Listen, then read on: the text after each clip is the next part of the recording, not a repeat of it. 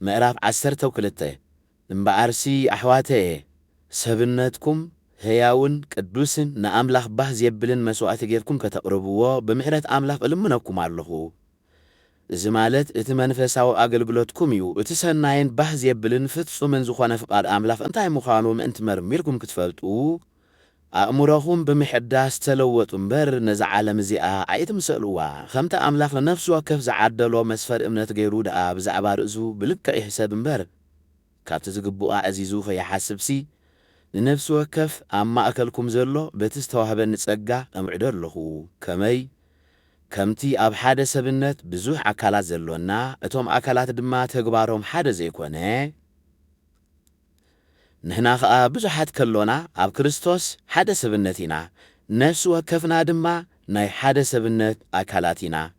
ከምቲ ብጸጋ እግዚኣብሔር ዝተቐበልናዮ በበይኑ ዝኾነ ውህበት ኣሎና። ነቢያት እንተኾንና ብእምነትና ልክዕ ይኹን። ኣገልገልቲ እንተኾንና ኣብ ኣገልግሎትና ንትጋህ። መምህራን እንተኾንና ኣብ መምህርና ንጽናዕ። መዓዲ እንተኾንና ኣብ ምምዓድና ንጽናዕ። ወሃብቲ እንተኾንና ብልግሲ ንሃብ። መራሕቲ እንተኾንና ብትግሃት ንምራሕ። ክንርህርህ ከሎና ኸኣ ብሓጎስ ንራህርህ። ፍቕሪ ብዘይግብዝና ትኹን። ንኽፍኣት ፈንፍንዎ፣ ንሰናይ ከኣ ሓዝዎ። ኣብ ንሓድሕድኩም ሙቕ ፍቕሪ ኣሕዋት ይሃልኹም። ንሓድሕድኩም ክትከባበሩ ድማ ተቐዳደሙ። ኣብ ኣገልግሎትኩም ኣይትተሃከዩ። ብመንፈስ ዝተቓጸልኩም ኩኑ። ንእግዚኣብሔር ኣገልግሉ። ብተስፋ ተሓጐሱ። ብጸበባ ተዓገሱ። ከየቋረጽኩም ጸሎት ኣዘውትሩ። ብዘየድልዮም ንኣመንቲ ኣማቐሉ። ተቐበልቲ ጋሻ ኹኑ። ንዝሰጉፉ መርቑ። መርቑ እምበር ኣይትርገሙ። ምስቶም ዝሕጐሱ ተሓጐሱ።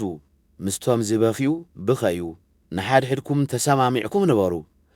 ምስቶም ትሑት ናብራ ዘለዎም ሕውሳት ኩኑ እምበር ኣይትተዓበዩ። ፈላጣት ኢና ኢልኩም ኣይትመክሑ።